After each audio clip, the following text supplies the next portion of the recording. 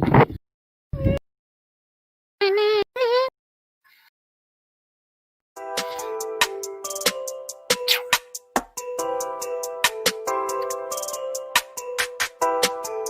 on the track. Yeah. Hundreds on me stuff, I'ma run it up. She gon' give it up. I'm like, what is love? Remember I was broke, ain't nobody give a fuck. Hater understand, now they love us cause we up. Hundreds on me stuff, I'ma run it up. She gon' give it up. I'm like, what is love? Remember I was broke, ain't nobody give a fuck. Hater understand, now they love us cause we up. She ain't fuck with me when I was broke. But rush your block up, go and get a coat. She tryna hang, gotta get a rope. Count dirty money, I need some soap. If you talk out your neck, we come at your throat. Cause she so wet, gotta get a boat. You wanna be like me, then take some notes. All like a player, don't need a coach. My hunters is blue, but I ain't a low. She tryna control me like a remote. Addicted to money, I'm diagnosed. I ain't wanna fuck, but then she provoked. Asked if I'm in love, and I told her no. Bro, stacking hundreds right in the vote. They all was sleeping, now they awoke. Got the crack for her, she need some dope. I'ma run it up. She gon' give it up. I'm like, what is love? Remember I was broke, ain't nobody give a fuck. Hater understand, now they love us cause we up. Hundreds on me stuff, I'ma run it up. She gon' give it up. I'm like, what is love? Remember I was broke, ain't nobody give a fuck. Hater understand, now they love us cause we up.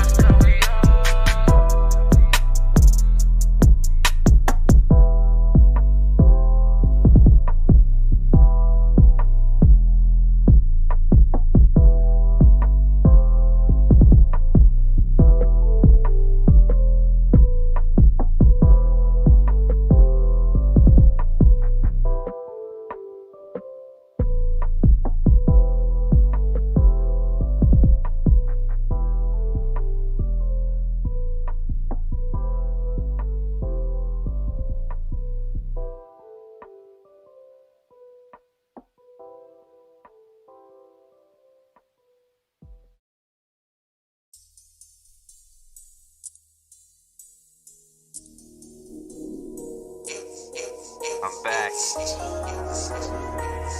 We back. Ha. You ain't ready. Yo, I come through, better come to. Not pick up, finna drop too. Damn, it's so true, keep it up. Kick, slip and gon' get fucked up. I'm on my way, time today for yesterday. Pull up with that Escalade. Only bands can save the day. Extra real, but got no proof. Reppin' nothing when you in the booth. Say he trapping, that ain't the truth. Catch you lacking, you slacking too. Not the vibe, yo, that's a lie. Getting by just getting high. You think you fly, but you make them hoes dry. Bitches cry. No DMs to slide, cause you fake. Ain't them to ride, bitch. Running high. You wasting all your fucking time. Yo, we got this. Don't be a crusty ass bitch, you know. Listen, I'm gon' pass it too. It's real. Yes. For the money. Bitch, don't test me, you won't pass it. I'm from H-Town if you asking. I'm one deep, no pistol packing. I'm chasing money, ain't no slacking. I'm swinging off the block with ambition. I'ma do my thing before I go missing. Like DJ Screw, we serve sipping. Houston, Texas, trill living. Deuce water, born and raised. So I'ma stay representing till I'm in the grave. Better hate to act right before he misbehaves. And he can pray to God, but he can't be safe. I'm the real deal, I'm Israel. No matter what you feel, I keep it trill. Step in the booth, I might getting killed. And I eat good, I don't skip a meal. Never been the one to let a dude talk down. Going up, I don't think I'ma come down. I don't work, no play, nothing fun now. Got my head up, never put down. Gotta get my money up, cause you ain't living right unless your money's up. I'ma do this, no stopping, it's my way, ain't no jocking. Boys think they can do what I do.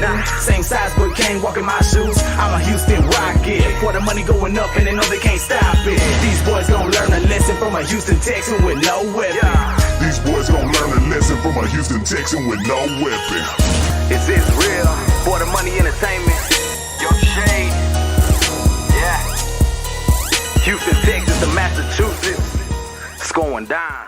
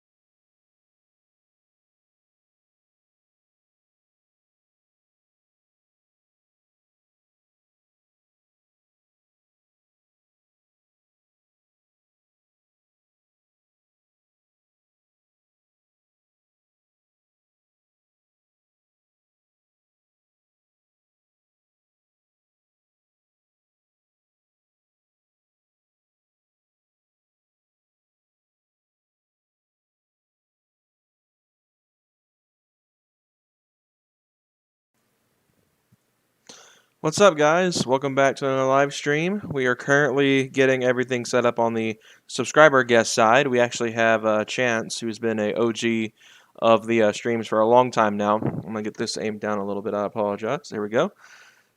So yeah, waiting on the guys to show up. Hayden and Hayden should be here momentarily.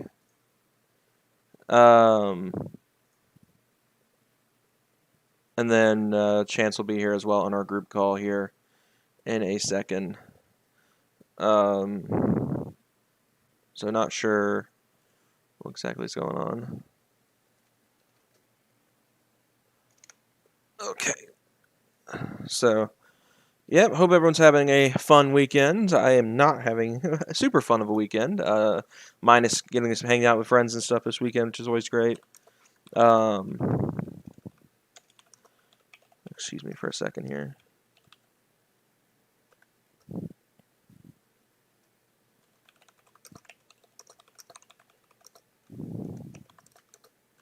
Okay. There we Can go. you hear me? Yeah, I can hear you now. Alright, I had to switch to my phone. Oh, okay. Gotcha. So, do what? How have you been? It has been a while since we have talked. I know it has been, hasn't it? It's been like what, months since we played Minecraft that night. It's been a hot I minute. haven't played Minecraft since that night. I haven't either. That car I haven't guy's played in the any chat. video games since then. Goodness gracious. What now? That car guy's in the chat early. He said he's finally early. I'm actually going to turn my mic down a touch. It appears to be just a touch too loud. Yeah, I'm going to try to watch the stream on YouTube because it is odd listening or talking on the stream, but not physically seeing the stream. Yeah. So welcome back to the live stream, guys. We're here for our second of 4 test streams for our sub-guest stuff. We've got 2 more people left, one of which is already in the chat, as you guys saw, to do our sub-guest streams on, and then we're going to kind of regroup and decide whether we want to make this a very normal thing for the channel. We've had really good luck so far, so I think we're gonna like the way we're doing things is we're giving the OGs their chance to shine, the people that have been in the streams all the time.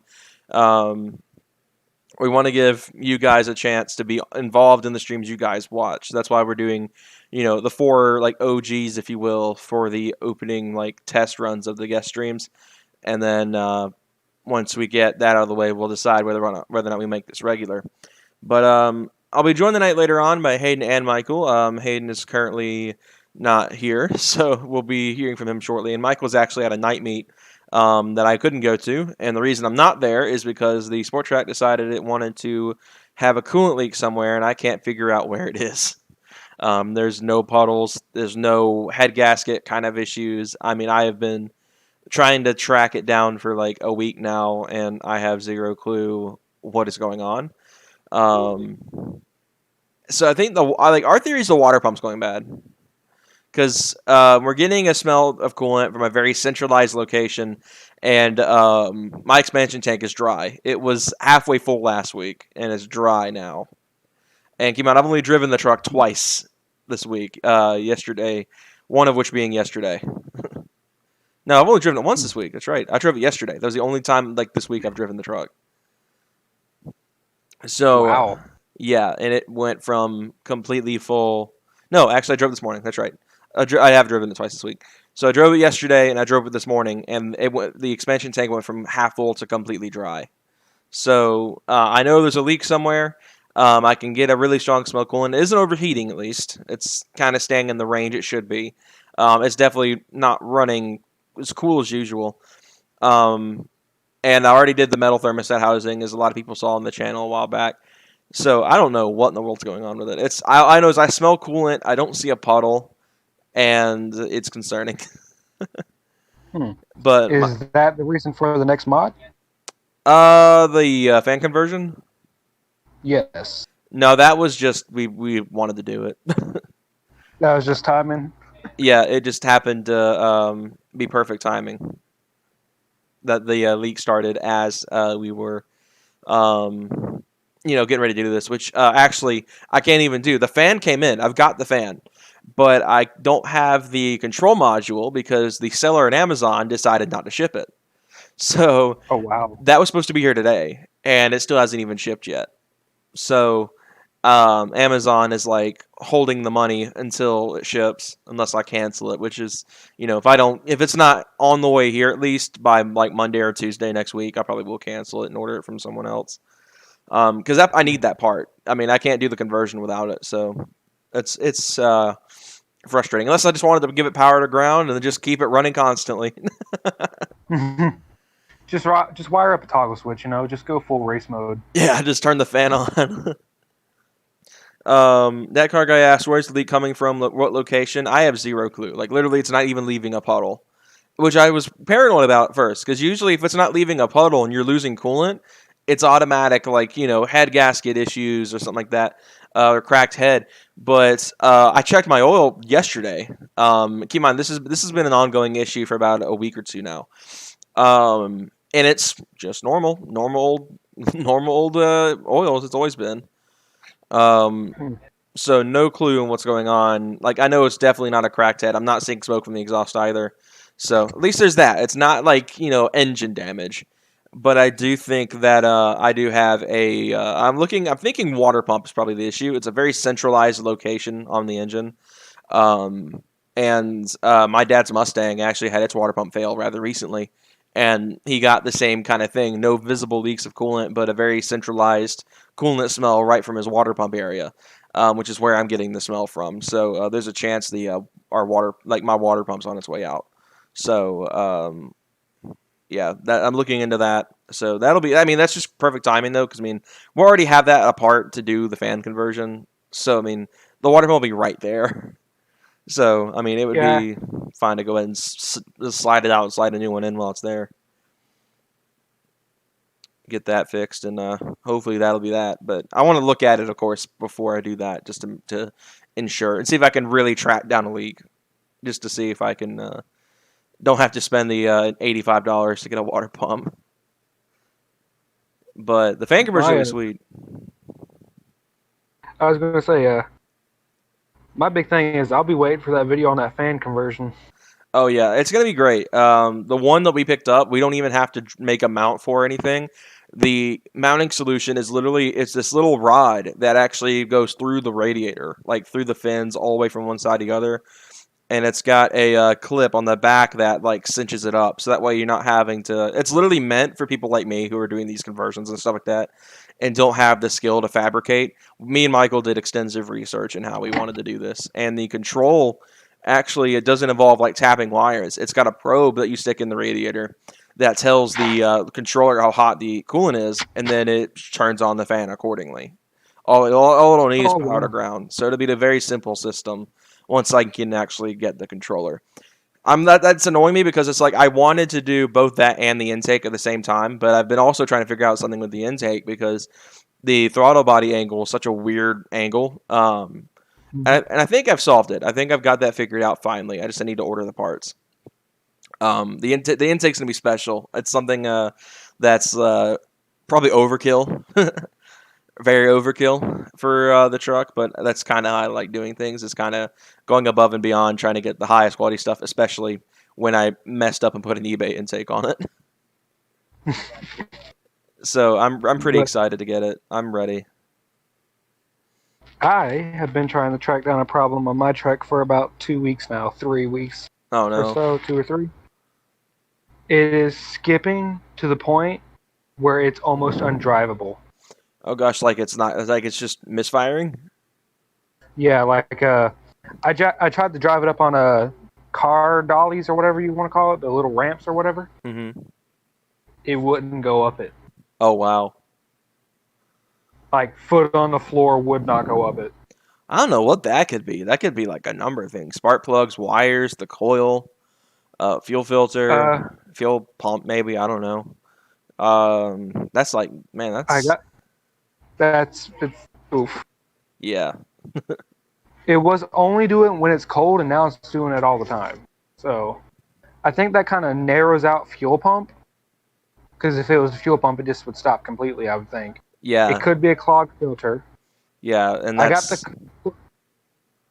I got plugs and wires. Mm-hmm. I got to put them on. I cleaned my mass airflow sensor. Helped it a little bit, not too much, but a little bit. Yeah. Replaced my O2 sensors. Put a full exhaust on it. I put exhaust back on it. I was kind of, doing an axle dump theme, kind of, no Yeah. muffler, no anything like that. Yeah. But oh, you're gonna be jealous of this. I got no cats now. Oh, nice. I don't know. I think that with mine, if I didn't have the cats on it, it would be unbearably raspy. With my setup, The sad thing? huh? I made the mistake of leaving the resonator on, so I got no cats, and I still got a resonator, and I got a glass pack, Okay. and it's quieter than with. It's almost factory quiet. Oh wow. I kind of messed up. One of the But, loud like, it's a exhaust little life, and it's floaty. quieter. Just unbolt everything from the manifold. There you go. Open header. I made the mistake, and now it's also going to throw a code because no cats. Yeah. What we did to get around it is we put a O2 extension. We took a spark plug extension and like drilled it out, threaded the O2 sensor in, and stuck it in the O2 bung. Worked like a charm. For my for ones for the secondaries that are we thought I was told were unmonitored but are monitored. That's what we did, and I hasn't thrown a code in like the 6 months or however long it's been since I had that done. I don't even remember when I had the exhaust put on. Oh wow. Well, the codes don't necessarily scare me since I work at O'Reilly's. I can just go scan it. Yeah. But the fact that I can't tell now if there's something critically wrong without having to go scan it. Yeah. Which there is something critically wrong. That engine light's having a disco party every time I drive. It's like flashing at you like, stop. Oh yeah. That car guy said he's been looking for his Sport Trac issue as well, looking for a clean one on sale with good miles. Yeah, that's getting harder and harder to do as these things get older, I've noticed. And anyone who has them doesn't let them go for cheap. They will charge so much for a clean one that doesn't have a lot of miles on it. When I was getting it, like they'll charge an arm and a leg if it has a lot of miles. There was a dealership in my local area that was on the owners group on Facebook recently. That was $8,000 and it had like 210,000 miles or something like that. It had a lot of miles, and I was like, everyone in there was like, "Why would you spend $8,000 on one like that with that many miles?" And it's like adrenalines. Adrenalines are still like in the high teens, and it's like, goodness gracious, like they aren't supercharged anything. They're cool. I love adrenalines, but it's like I don't know if I'd be willing to spend, Mustang GT prices on a 3-valve truck that isn't supercharged from the factory. They look good though. I mean, the adrenaline's nothing more than really an XLT package with just adrenaline badging on it, right? On the 0105s, yeah, but the adrenaline Gen 2s actually had a good bit of differences. They had the Gen 2. Yeah, I would buy one of those. Oh, I would too, but it's like I don't know if I'd be willing to spend almost $20,000 on one. Oh no. Like, I mean, the V8 would be nice, but you can get a V8 XLT for a little bit cheaper. The only difference really would be the body kit. You're getting to say you have an adrenaline and then not having all-wheel drive. Because oh yeah, I guess the adrenaline does have all-wheel too. Yeah, that's like the only advantage really to getting an adrenaline over the standard like XLT V8s is you get all-wheel drive. Well, it's not even that's not even standard. Not all adrenalines are actually all-wheel drive either. So it's like a crapshoot if you get the all-wheel drive. It's like the only way I'd buy an adrenaline too is if it was an all-wheel drive 4.6, like later model in the blue. That car guy said, "I wonder how a Sport Trac with cats will sound with a factory exhaust pipe." It is silent. Oh, it is so quiet. You will hear the fan over. You will hear the mechanical fan over anything else. Exactly. I remember when mine was stock. Oh my goodness, dude! Mine was like. It was so quiet. My parents got so mad when I took my exhaust off. I was like, I want to hear the motor. Like you hear, I was like, I put it back on and went driving. All you hear is. Yeah, the fan is like so loud. And that's when I said the fan isn't still loud. Those mechanical fans are stupid loud, and I'm nervous about that with the electrical ones because those electric fans are pretty loud too. There's a supercharged adrenaline with heavy mods around here, around 500, I believe, for 27K with only 29,000 miles. Yeah, that's a lot Dang. of money for a 10-year-old truck. I mean that'd be Yes, sweet. that is. That'd be sweet, but it's like that's borderline. That's 6th-gen Camaro prices. That's like loaded Mustang prices. I mean, I don't. I think that'd be a hard sell. I mean, unless you really just like trucks. I mean, if you really, really, really like trucks, then go for it. I mean, it'd still be pretty savage. I mean, it would still be a savage. It'd be a savage little adrenaline. Um, And but 27K is a lot of money. how I've always looked at stuff like that is, for that example, 27K.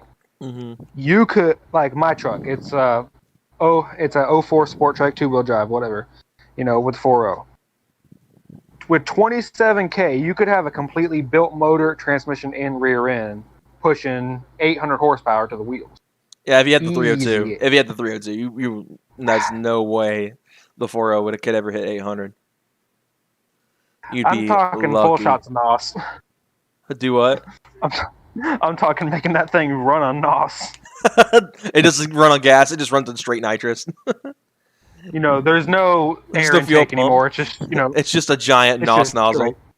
just, a 52-gallon propane tank full of NOS. There you go. Send those rods to the moon. Beat SpaceX at their own game with a rod. Isn't Do what? Aren't the rods on the 04 or not 04 the 40 forged? Or am I thinking of something else? Yes, the rods are forged. The rods are forged, but everything else isn't. It's an iron block engine, so I mean the block is strong. The rods are strong, but everything else is like a crapshoot if it'll handle power or not.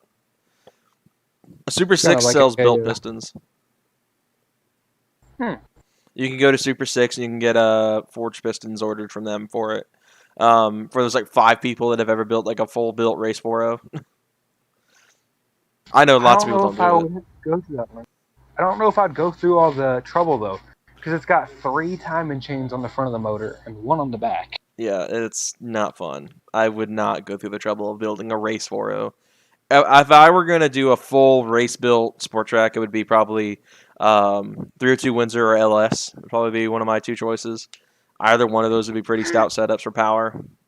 How to make every Ford guy mad? Put an LS on Ford. Dude. I'm also dude. I was just talking about Tane about this earlier because I'm really wanting to get into Hondas. It's always been like my passion with JDM stuff is Hondas. I was like, I wonder if anyone's ever K-swapped a Ranger, because that would be, the Ranger and the Sport Track on the same chassis. If someone's K-swapped a Ranger, it'll fit in the Sport Track. So I was like, K-swap Sport Track anyone? I was like, I would get so much hate for it. I would be the most unseriously taken person ever. I swapped a K series into an Explorer. That would make the thing darn good on gas, though.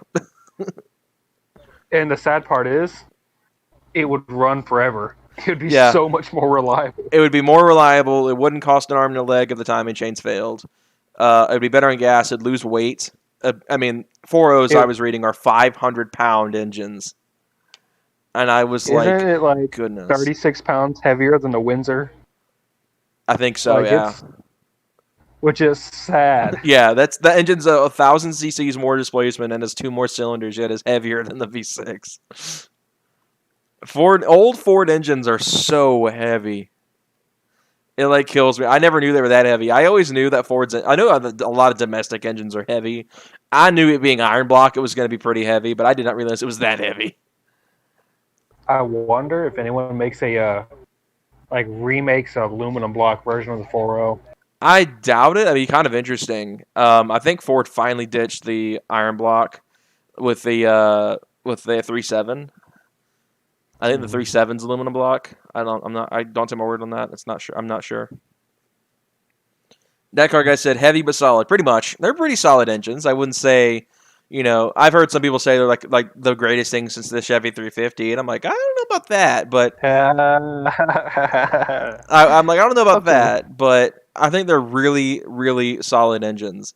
They're just not solid for power. They're solid at doing their job. They do their job well. Being really torquey, kind of being there for, light loads and hauling and, just being, a pretty solid truck engine. A boat anchor. Do what? They also make really good boat anchors. Oh my gosh, dang. Had to. Like I don't despise the 4.0 or anything. Like I mean, I wouldn't have built one if I didn't hate it. If I didn't like it. But um, I was like sitting there and I was like, man, a K series would be kind of cool. Not gonna lie, it's like taking the concept of an S2000, rear-wheel drive, front-engined Honda 4-cylinder, but making it longer on leaf springs and torsion bars. It would just have Just two Jay-Z swap it. That has been done. I could probably do that, and they said it fits like a glove. So, 2JZ GTE and the Sport Trac would be kind of wild. Also, one I saw recently that really got me going because it was something that me and Michael talked about for ages. Was Michael asked if anyone's ever done an EcoBoost swap, like not the 3.5 that's already been done, but the 2.0 and the 2.3. And I was like, I don't know. They're pretty long engines, and I don't know how like modern EcoBoost architecture really is with the chassis. No, it fits. Someone's done it. Put a pretty much the Focus ST engine in a Ranger that was had it longitudinally mounted. Used the old 5-speed, like the transmissions our trucks would have came with if they were stick, and it was just the Focus ST engine, and it made solid power. The guy got 30 miles per gallon out of it. I was like, imagine that. Hearing this, like you think you hear a Focus ST and it's like It's just rolls up and it's just like a Ranger or a Sport Trac. It's kind of funny. Just imagine 30 miles per gallon out of the Sport Trac. That'd be like, man, with our huge fuel tanks, we would get probably like 600 miles of range. I think mine has a 23 because it's the flex fuel model. Right, yeah. So I think I have a 23-gallon tank. Yeah, mine has a 22. I think they only added like a 1 gallon difference between the two. It's weird. I want to see what my truck would be like on straight ethanol. I don't know. I understand. Go ahead. I think with the E85, if it's not tuned properly, you literally won't tell the difference. I think the only way you're gonna tell the difference is if you got it like properly tuned on E85, and they'd be like, "Oh yeah, we're gonna actually pull the extra timing out." I think really running E85, it's gonna act like it does running like 93. I've never put 93 in it. Yeah, that's all I put in mine. That tune, I drove around that 93 tune. And I was like, I can't go back. Is it that much of a difference? It is that much of a difference. Wow, because like mine, I went to Jacksonville. Remember how my had issues? Mm. It turns out it wasn't my rear end. It's my brakes ejected themselves and slammed my my piston into my freaking rotor. Oh wow, that'll do it. Yeah, so if your brakes start making noise, change them. Yeah. Fords like to eject their pads. Apparently, that's new information. Yeah, so I mean, I'm glad it wasn't a rear end, but yeah, that might have sucked. That was a expensive taxi ride back. Yeah. I just realized Michael's here. Yeah. When did you get here? What's up? Like 2 seconds ago. Oh. What's up, man? Well, welcome to the stream. Oh, thanks. You guys hear me now? Yes, we can. Yeah, you were on Yes. mute. Yeah, no, because I was trying to fix my mic problem because I was talking like 5 minutes ago. Nobody could hear Oh me. wow. So I was in the settings trying to like mic test.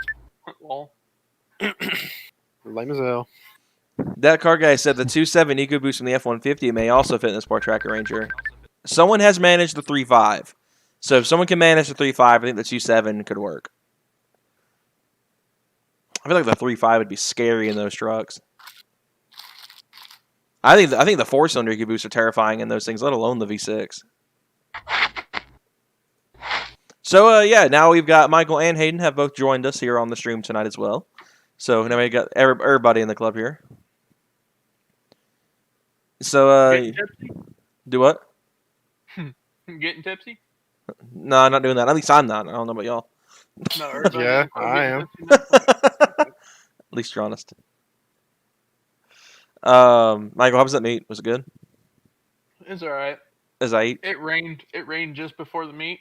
Oh wow! So I bet Knew people. I bet people were like, so it was just.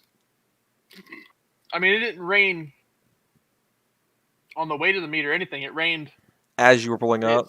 It stopped raining as we were going through, so the roads were wet and everything. So everybody washed their cars and they were still dirty. Didn't Oh even get rip. rained on. It was just road debris.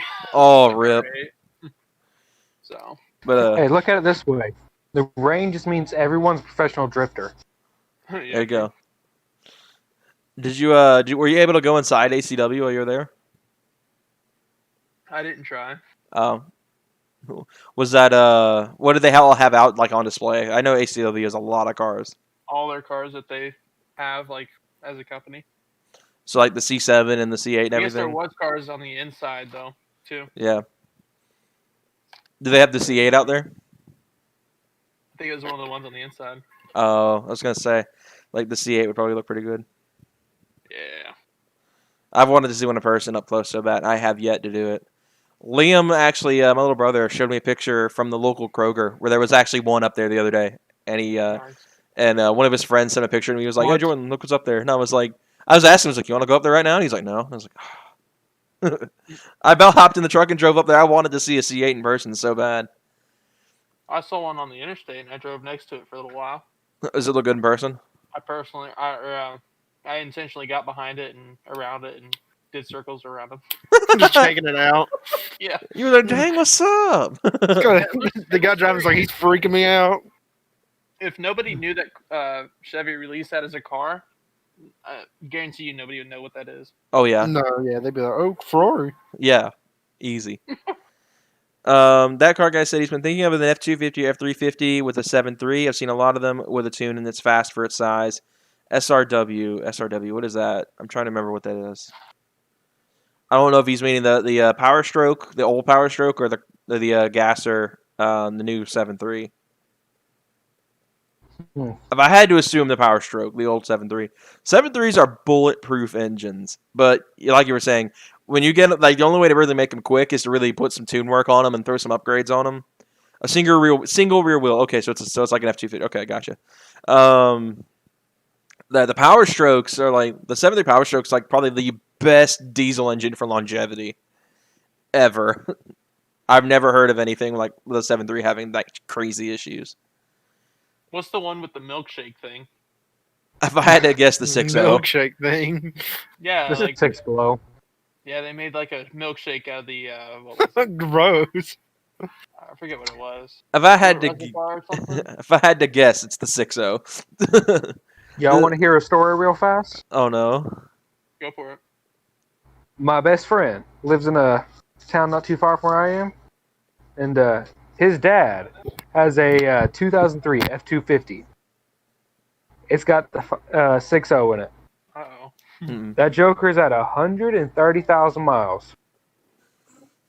Second motor, it's still not running. It's been sitting up for 3 years now. He Oh my forked over the goodness. money to have Ford professionally install the motor, the turbo, everything. On startup, the turbo shredded the motor. Oh. Nah, I had a On fun little Ouch. incident this Starter. morning. Ouch. All that money to get that engine put together, and it's like, nope, Well, that not would wrong. be at that point. That'd be Ford's fault, and they'd have to repair it, right? They're trying, but Ford's kind of like, no, you got the motor from somewhere else. You didn't get it from us. We just put it in. Okay, Oh, they're pulling yeah, that so- jankness. Yeah, so it's like, that's a cool truck. But you know what else is cooler? A 7.3. Not getting left on the side of the road. So okay, so he was I wanna referring. He was referring to the Godzilla. Okay, the new 7.3. Those things are brutal. Those things are scary fast engines. I'm surprised that there has not been an attempt to swap one and do a sport track yet. Is Since the it's- frame strong enough is the question. That's the question. That's a heavy motor.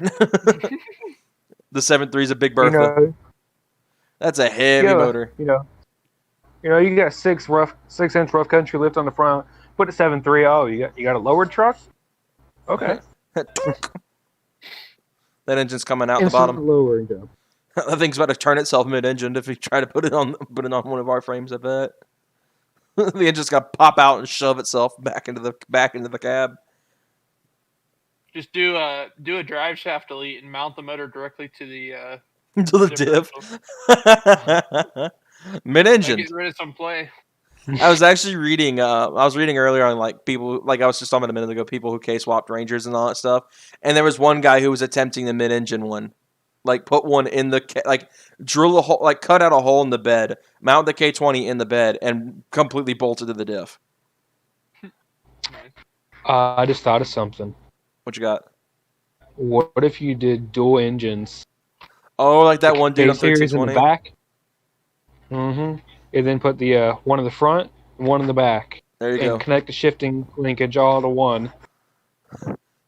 What would that be called?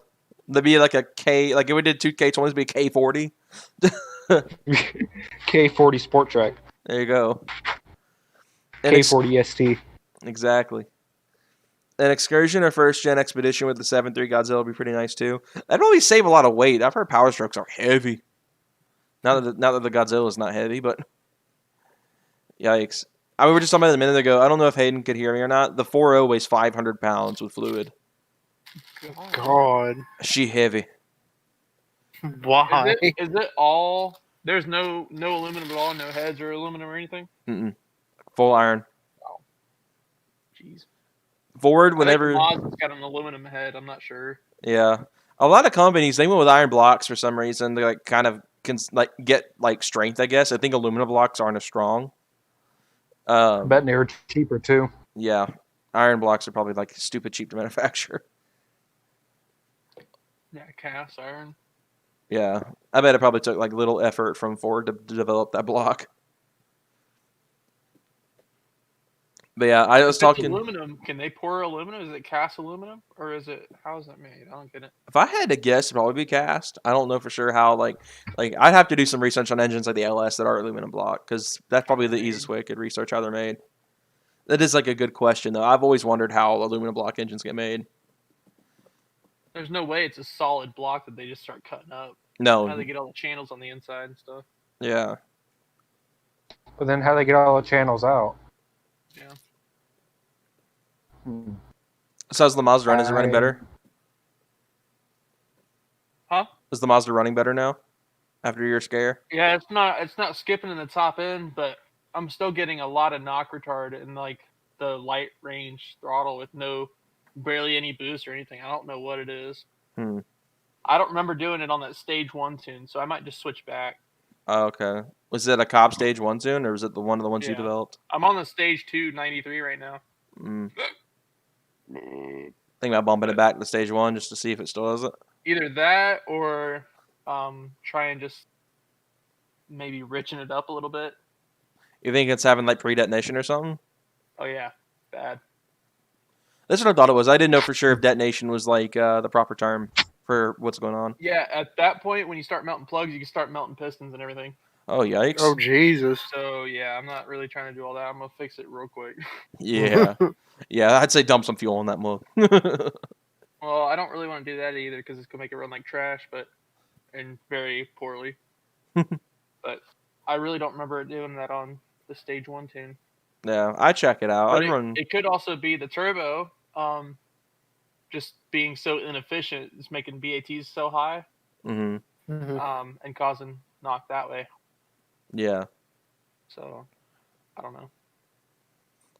So I guess we should get in a namesake of tonight's stream. Since we have Chance on as our next sub-guest, we are going to kind of blitz him with some questions, since Hayden actually wrote some down, actually. I didn't know he actually wrote them down.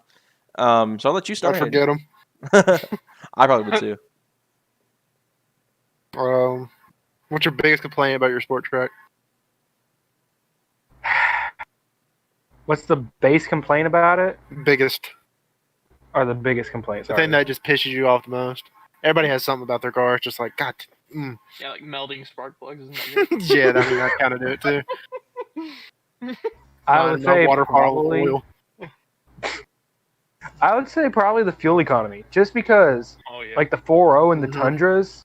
Like my buddy's got a lifted Tundra or a little Tacoma. Sorry, not Tundra, Tacoma. He's got a 6-inch lift and 32-inch tall tires, and that Joker is still getting 24 miles to the gallon. What do you get? 12 if I'm lucky on the highway. See, I'm not the only one who gets 12. If I keep my foot out of it, 12. Sheesh. If you're coasting. If you're coasting on a downhill. My dude's Magnum's in the chat. What's up, my dude? The other of our 4 test streams come like Shagnum. yeah. So now both of the people are gonna be the last 2 chill streams are in the chat, or in the last 2 sub guest streams until we decide we want to make it a regular thing. But shoot. So you got a Silverado as well, right? I have an 88 Silverado that I have not heard run since I was 9. Oh, okay. So I was about to ask or- what your biggest complaint with that was, but I guess since you haven't That it gotten to doesn't drive run? it, yeah. It doesn't run, yeah. Probably pushing it around the yard. Making it a Flintstone car. Pretty much. Anytime you ever say that, I pictured like the sound effect in my head of when like they would run in the Flintstones. I forget. Like I can't impersonate the sound effect very well, but it's like every time someone ever mentions the word Flintstone, I I think kind of of want to that hear in your best attempt at it. my head. I don't Yeah, even know how I actually. could do it. Come on.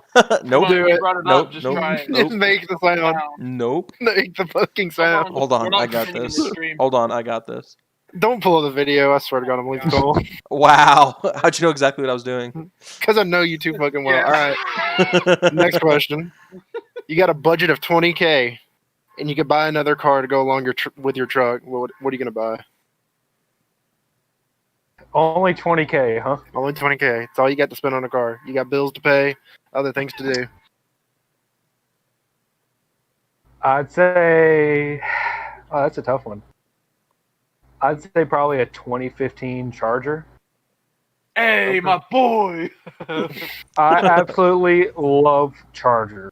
I don't like the 2006 to I think No. 11 model Yeah, or whatever. pretty bad. No. That's got the 2 ugly headlights that they were trying to copy from like the 98 or 68 model. And they or look whatever. straight up like a Dodge Ram from the front. They do. It's disturbing. Oh, you know one thing. Speaking of the old Chargers, my dad actually got a Avenger. I was like, why Ooh, didn't you nice. just get the Charger? He said, well, it's basically the same thing. It's just front wheel drive. I was like, bro, No. definitely not. Did you tell him? Do they make the? Go ahead. Sorry. Did he at least get an SRT4? Huh? That's right. They didn't make the SRT4 in the Avenger. No, it was a V6. I think Oh, okay. it was an What RT. V6 is it? Like a 3.6 or whatever what they had? I'm not actually sure. Was it the 2.7? Oh God, I don't think so. Oh no, I don't think they put that in Hold the on Avenger. 1 second. I have no idea anything about the Avenger. I could not tell you a thing about it. SRT4 was the Caliber and the Neon. Those are the only 2 I think that got the SRT4 Yeah. treatment. Did the Magnum not get an SRT? It did. It got an SRT8. Oh, okay, that makes sense. Since it's on the same chassis as the Charger. It was pretty much the same car, just Yeah, basically. better looking. It's better looking. It was so much better looking than the Charger of its era, though. If you were to put like a first gen like 06 Charger next to a Magnum, it's like the Magnum I would much rather have. That's just because I don't know. Chagnum. Have you yeah. guys seen the Chagnum? Yeah, they put the new Charger front ends on them. Yeah. That'd be a must-have if I got one.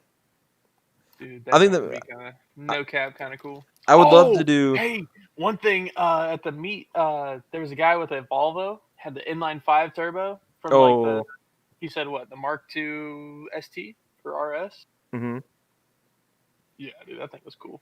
He said it makes like 400 horsepower. I'm not sure how accurate that is, but Yeah, they make those 5-cylinders trust make freaking sick power. They're he great said engines. Stage 2, making about 400 wheel.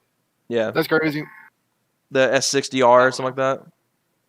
They sound weird. I want a 5-cylinder car so bad. That'd be so fun.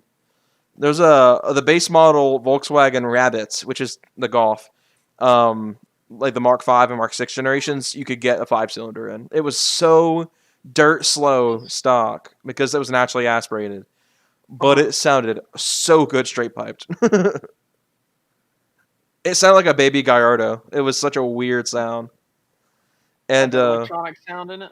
yeah, and it uses R8 coil packs. You can put R8 coil packs on it.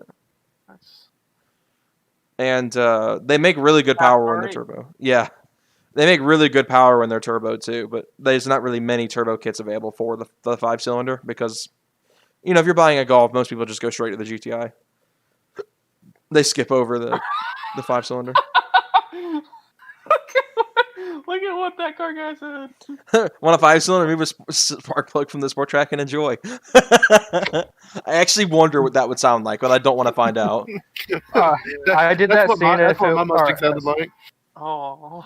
I removed the plug seeing if that was what's wrong with my truck. It sounds almost cammed. Oh no! I bet it started. Like if you know what happens if you unplug the vacuum tube right on the throttle body? Yes, I've seen it. Just imagine that about 9 times more aggressive. Oh no! What if you do that and just put a filter on it? That way, it's always like doing that. That was like my Mustang. Just I didn't know what was causing it. It was pretty great. I had several people ask if it was cammed. I'm like, yeah, it's cammed. It's not running like crap at all. They see a big puff of black smoke come out the back when I'm driving away. My truck is shaking like it's cammed because it's skipping so bad. Oh no! Literally, the entire truck vibrates like there's no tomorrow. Yeah, when I start getting that cylinder 4 misfire code, my junk was not happy at all. It sounded like it was going through 2-step whenever I get on it. That's about what mine sounds like. It's just a no-go, really. The nice thing is I can pretty much floor it anywhere I go, though. You need it just to keep it going? Pretty much. Man, I thought I had it back. I didn't realize that both of y'all had like that bad of misfires. Like, my misfire was so minor. I'm glad mine wasn't like, spark plug killing. That seems scary. I bet your first reaction was like, oh no. Like my first reaction was it's jump timing. Oh yeah. Like that was my first reaction. And then I was like, yeah, I turned it off, turned it back on. It didn't do it after about an hour of letting it sit because it cooled down, which makes me to believe it's the coil. Yeah. But it's expensive, so. Yeah, I paid like $85 for mine. I got a deal. I got a deal on it. They're usually like $140. The one I got. With my discount, I'll get it for about $55. But it's not that bad. That's perks of working at a crappy store named O'Reilly's. Yeah, I remember when I worked at a parts store. Granted, I barely ever took advantage of it. I think the only things I ever bought with my employee discount was an air filter. That was literally it. How long did it take you to get through your training? I never finished it. And I was there. Put it this way. I've been working there almost 3 months. and I have yet to get halfway through. Yeah, and it's especially funny because it was like they push me up front and let me work and all that stuff. But then they come and fuss at me like, you need to be working on your training. I'm like, how am I going to work on my training when I'm the only person here? Because it's like literally 9 times out of 10, I was either the only person there or one of the only people there. Like there was only 2 people there. So it was like I can't really do what? The thing is, the day when I worked there, 3 people quit. Oh wow! 3 out of 6 people quit, and I was one of 3. So I was like, I was one of 2. The manager and the assistant manager are the only 2 that didn't quit. And you were just like, so day one, I'm doing everything. Like I don't know where anything is, and then people are coming to me. I need this. Oh, like, did this ever happen to you? Did this ever happen to you? They call. I need a part for my car, and then just pause. Like what kind of car? Like, yeah, I got a part for your car. I don't know if it'll fit your car or anything like that, but I got a part. I had one time. This was a story I was telling earlier this morning. Because I'm actually looking to get back into working, just to get some extra money going while I'm still in school.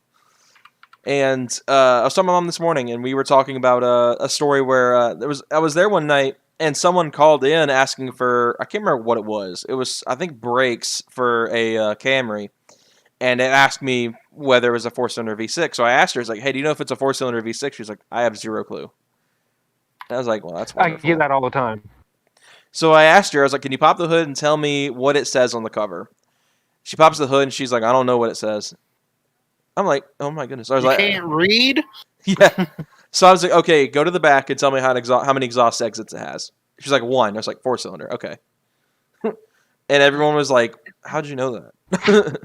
I was like, the Camry's like one of the only cars that actually is a difference between how many exhaust exits it has, depending on the engine. I think the Accord's like the other My dad car. only has 2 in the V6F quads. Yeah. I am now known as the bike guy because no one else there knows about bikes because our system won't give us information on it. Yeah. It won't tell us oil specs. It won't do anything like that. Yeah, ours was like So that like too. people come in there. I need this from a bike. They're like, we need them out here. Go get them. I'll be on lunch and they'll go drag me back in. You're Don't like, let me hey. clock back on. Hey, what is this bike take, or what is this 4-wheeler take, or what is this Silverado take for oil? What do you think it takes? Oil. Earl. That car guy said, you need to work on your training. Okay, do you need 4-wheel drive or 2-wheel drive windshield wipers? Someone came in there and I did that to them, and they were like so confused for like a solid 30 seconds. They just stared at me. Yeah. Like, utter confusion. They're like, I think it's a 2-wheel drive. I'm thinking in my head, oh my god, this dude. Dude, what I would do is I would be like, I was like, I know this is, I would like literally anytime I would do that, I'd be like, all right, I know this sounds stupid, but it's just asking me to ask. It's just asking me to ask you this at this point. Like, I would never be like acting serious about it. I'd be like, it's asking me to ask you this. So it's a 2-wheel drive or 4-wheel drive. Oh, I can keep the straightest face when I ask him, like just the most, I'm dead inside I kind of can't. work face. I can't do that. Did you guys see the picture of that car that caught on fire? He said something about buying the 4-wheel drive light bulbs for the 2-wheel drive car. Yeah, when you got 4-wheel drive Yeah, headlight bulbs and you meant to fire. buy 2-wheel drive and the car caught on fire. What's funny is I said I would never do customer service again after working at that parts store. Yeah, the job I'm wanting to apply to is customer service. Like, were you answering the phone or were you like behind the counter? I did everything. I stocked. I cleaned That's what we gotta bathrooms. I stocked. I cleaned bathrooms. I was on the phone. Did the register. I did everything. I did battery installs. I did everything. I've been having to do the our professional accounts person who answers the phone, order stuff. Mm-hmm. Is like she's been gone for like the past week, No, and gosh. I've been having to fill in for her, and people will call, hey, I need this person. Well, she isn't here. Well, can I talk to someone who knows what they're doing? Like, well, I know what I'm doing. Well, you're too young. Let me talk to someone who knows what they're doing. Yeah. Well, there's no one else here. Well, I'll call back some other time. Yeah. Okay. A lot of the commercial accounts I remember were kind of jerks when I worked at the parts store. Yeah. They expect you to know exactly who they are. Yeah. Whenever they call. And for you to know exactly what they need on the spot. Yeah, it's like, just like I was like, I don't know. You're the freaking mechanic. Like why are you asking me? You're the mechanic. I just answer phones. Yeah. But Michael, to answer your question, it's a grocery store near the house. They pay really good for a grocery store. So I was like, I don't have to deal with people coming in angry because their car's broken. And they literally just walk in, walk out, they get on with their life. So it's like, literally, it wouldn't bother me very much. And it's like $13 an hour for part-time. I looked at it. I looked at the application today, and I was like, yes, sir. That would be... What the heck? What was that sound? I thought that was Jordan. I thought that was my Wheeze or something. I don't know what it was. I Sounded like you took a duck and like swung it around. That's my cat. Whenever he scratches his ears, he just makes that weird noise. Jesus Christ. What? You need to return your cat, dude. That thing's broken now. Oh no, Michael's to play. Hey, Let me shake it a good once or twice, see if it makes noise. Are you defective, cat? It starts making it sound again. It is. It's possessed. Return to sender. No. Warranty replacement tag. Nice.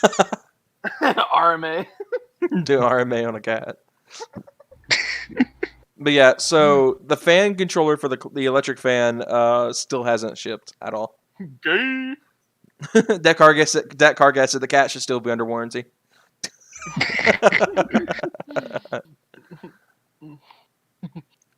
Man, literally. I wonder. Do what? Go ahead. No, you go ahead.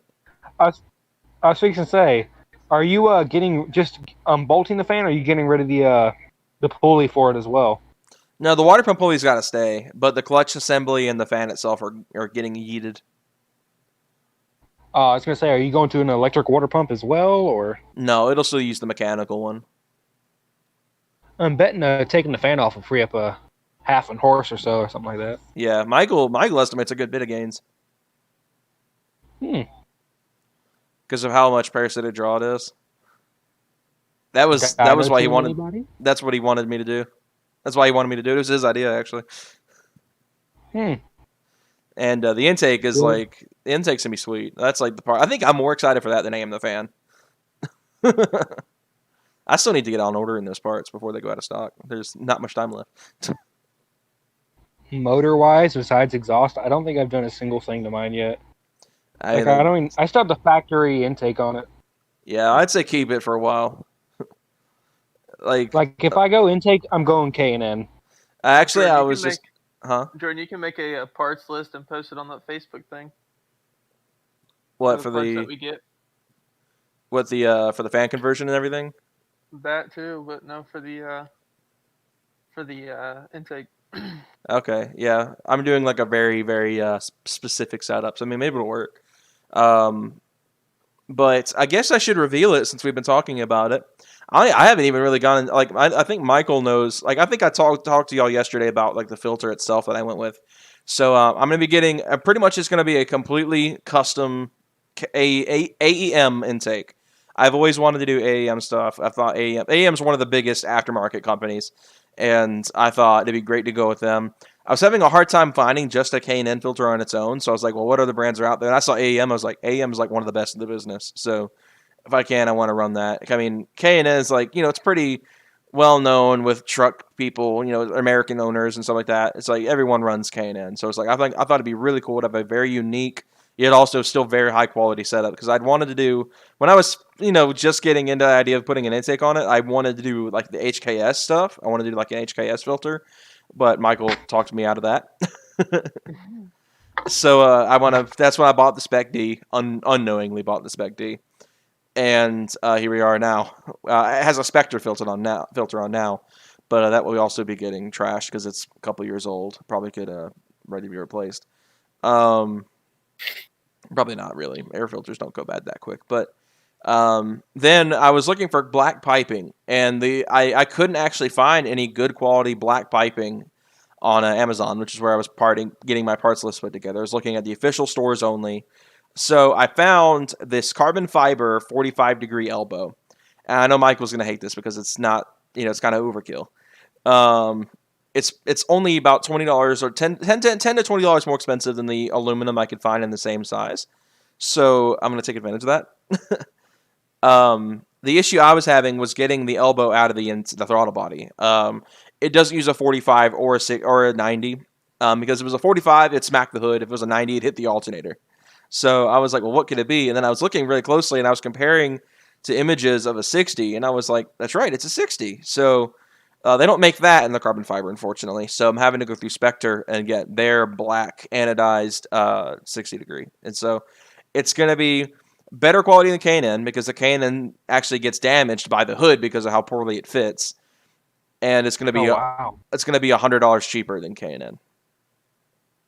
And it's going to have the exact same performance. Minus the heat shield. That's the only thing it's not going to have at first.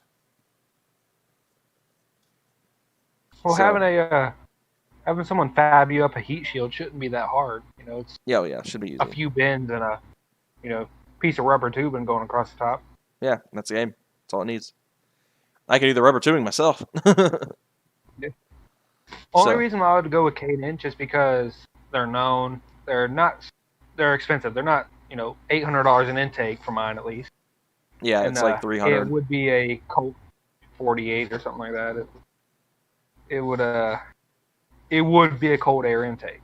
Yeah. And the the only hood they make for the Sport Trac that directs air directly to the airbox. Is that it's that one that looks like the Super Snake hood? Yeah. Yeah, I was gonna get one of those, but then Hayden Michael talked me out of it because it looks like Hayden said it looks like a pig nose. It does. I don't like how it looks, but it does performance gains, I guess. I guess it's more for thermals. I don't know if it's true. Yeah, I wouldn't really put too much in stock into the hood at least. But yeah, the heat shield on the K&N will actually help, especially because these trucks heat soak pretty bad. Mine. I wonder if heat you soaks could pretty just bad. buy the heat shield.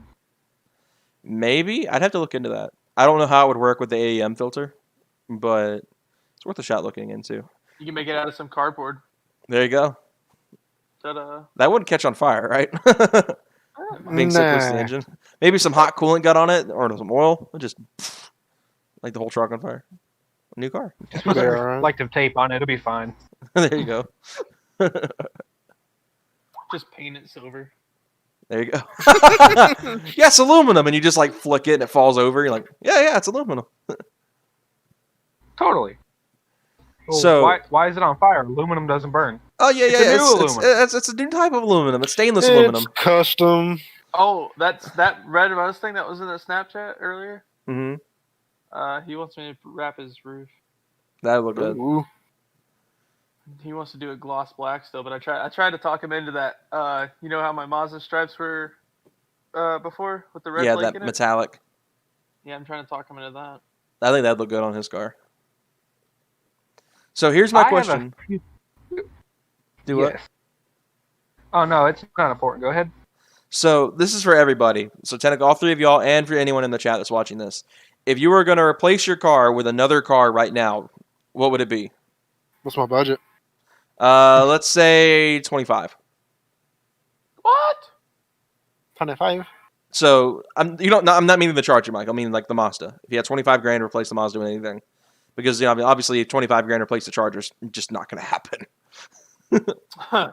How much was Old Boy's RS? 27.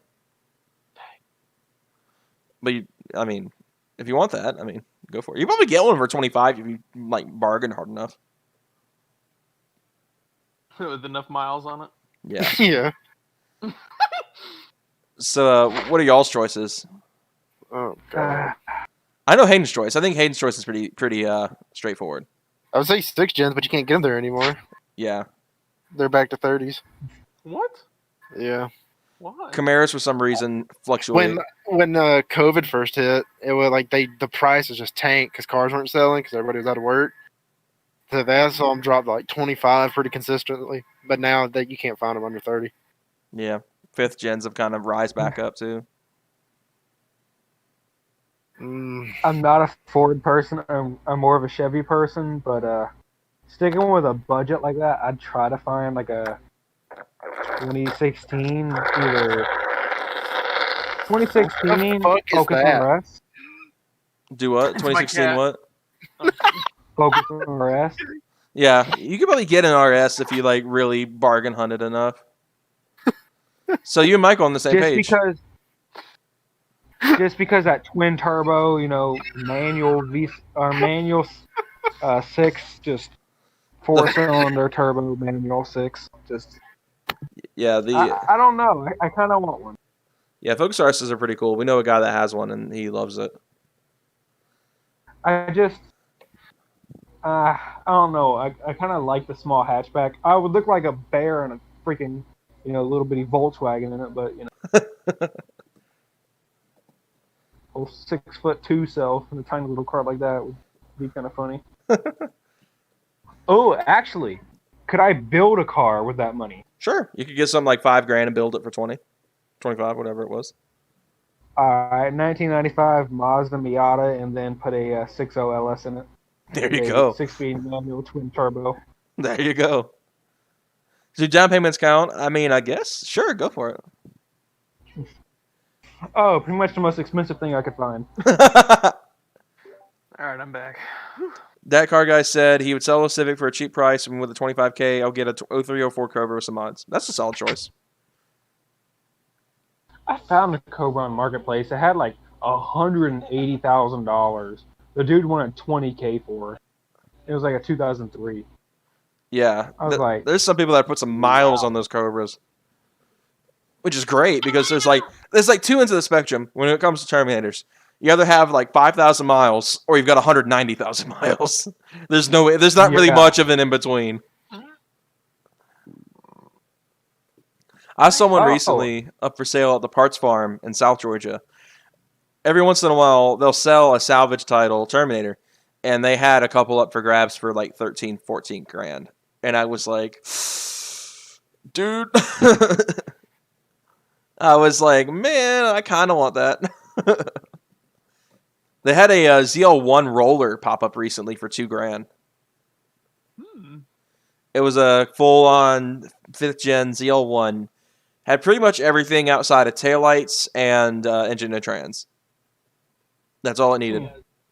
And it would have been a fully running 5th gen ZL1. And I was like, man, it'd be kind of cool just to say that I own a Camaro ZL1, even if it just didn't have an engine in it or a transmission. And just have or a harness or ECU. Toss a 4-cylinder in it instead. Oh no! Yes, sir. Put like the 2 OT from the new Camaros in it. Oh no! I think honestly, oil-consuming Ford motor in it. There you go. Facts. Fax machine. The way I think I've decided the way I could get an S2K at project car prices would be to get a salvage title. No. That's the only way. You can get that one that Hayden sent the other day. I don't remember. Oh yeah, the one that was literally just a body. It was just the chassis. No, dude, it's like $800. It was perfect. Just had absolutely nothing. You own an S2K. Yeah. Yeah. That's one mean S2000 shell, dude. That car guy said put a V6 in the ZL1. Dude, imagine how upset people would be. Let's see the ZL1 badges. Dude, that's so cool. Get a ZL1. Brrr. Be like, oh no. Put a VQ35 in it. Oh no! Have band practice in the ZL1. Stop. No, alright. Michael left the call. You heard him that much saying that. God. Hey, Jordan, I have a question for you. Hey? Isn't the 4-door Ranger more or less a 3rd-gen sport track? In a way. Kinda. Because I lot of do people do believe, compare correct them. me if I'm wrong. Correct me if I'm wrong, the sport track was sold in foreign markets as the Ranger, right? I don't believe it was. I think there were some countries where it was, I think most countries still got it as the sport track. There was a 4-door Ranger overseas, though. Australia, in particular, always had a 4-door Ranger. Which is really stupid. It's literally the same truck we had here, but they got the 4-door version of it. Wow, where there's more people per square mile, or more cars per square mile than anywhere else, let's give them the extended cab. Yeah. Yeah. Thanks, Ford. Yeah. I don't know why. I guess that was the whole reason the sport track existed, but it's like, man, why didn't they just put a 4-door in the Ranger? Would have accomplished the exact same thing. But I mean, it gave us our trucks, so it worked out. I mean, I parked my truck was parked right next to the 4-door Ranger, the 2019 or whatever. Mm-hmm. And I was like, this thing is almost size for size exactly the same.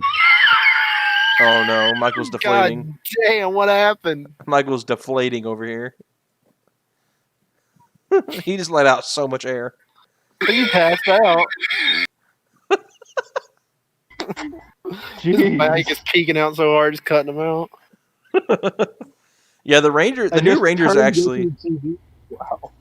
The new Rangers are actually kind of big trucks, like for a midsize. The Colorado too. The They're first time massive. the first time I saw the Colorado when they brought it back, I was like, that is big. Like you are bigger than like a '90s 3500 Silverado. Like, Yeah, you those are weren't that size big. for size. They weren't. And then you have the freaking Ranger now. And it's like, It's okay. the Ranger put on some weight. Somebody didn't lay off the hotcakes. That's exactly what happened in the new mid-sizes. Man, They got alright, big. I'm back again. Why'd you deflate? Oh my god. Hayden knows. Oh no. But God, don't get me going. so if y'all were Snapchat. so if y'all were gonna buy so if y'all had to buy a car that was a roller, you had 10K to spare. Spay? Yeah, if you had 10K to spare, and you could get anything that was any car, but it had to be a roller to start. So it doesn't have an engine or trans in it. What would you buy? Michael can technically buy a roller right now. It just already has an engine or trans in it. It's just blown up. I basically have one already. Alright, I'm back. So, Hayden, did you hear the question? No, I didn't. I had my headphones off. I couldn't breathe for a second. Oh no. If you could get any car for 10K, but it had to be a roller. Any car? Yeah, any car for 10. Like but it had to be a roller. I'll take the price off of it. But like any car. C701. Okay, maybe 10K. I'll make it 10K. He had to buy a car for 10K. That was a roller. Oh, I don't know. Oh my god. That car guy said a C6. He said he's driven a C606 and or a C601 is what he said. But he said the best cars I've driven so far. That's actually kind of interesting. I wonder how fun those actually are. I've always heard the C6 is a really fun car. Jordan, look at your Snapchat. Hold on. Tyrone Davis said a 71 Challenger. Interesting. Okay. Those are actually I'm thinking. Do what? I'm thinking classic, but Yeah, I mean, there's so many classic cars that you can find as rollers now. It's probably the cheapest way to get into a lot of classics. Like, especially if you're looking like, like straight six Mustangs and like all like the lower end stuff. I think getting a roller of one of those and putting a V8 in it would probably be a lot cheaper than trying to hunt down like a mint 67 SS that's already got an engine in it. I'd probably have to go with a 69 Daytona. Okay, yeah. Magnum said a 2000 Sierra or Dodge Magnum and drop a Demon motor in it. There you go. Yeah. A demon motor? Yo, shut the. That car guy said very fun, but eats tires when taking off hard. Is what the C6 is like.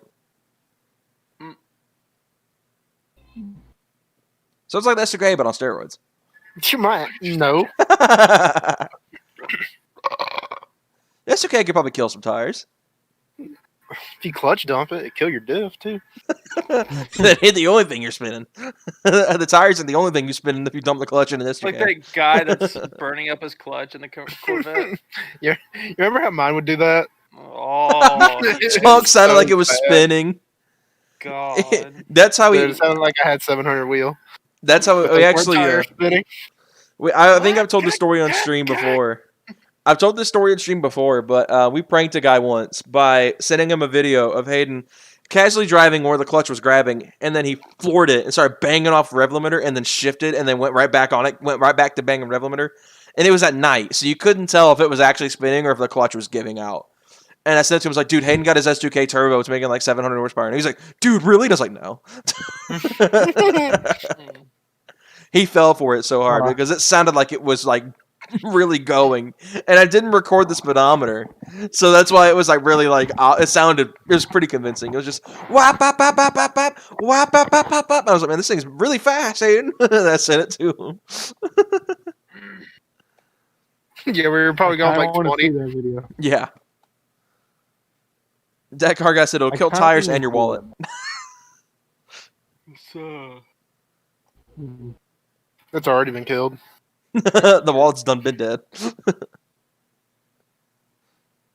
What are all the big problems with the S2000? I mean, I know they're extremely sensitive to fluids, but besides that, The big problem with them, or mine in particular, just in general.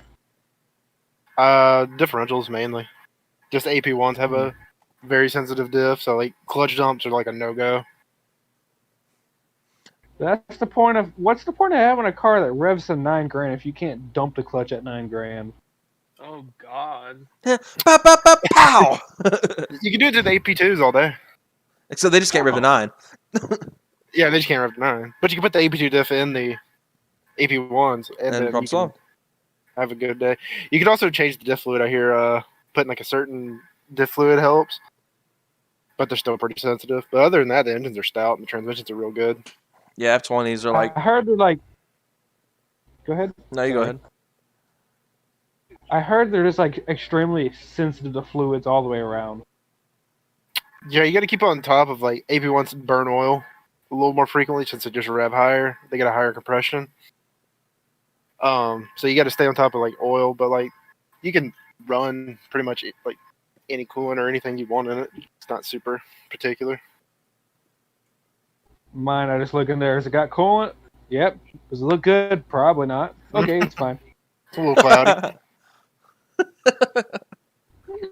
Well, that's a lovely color. That makes me want a milkshake. Yeah.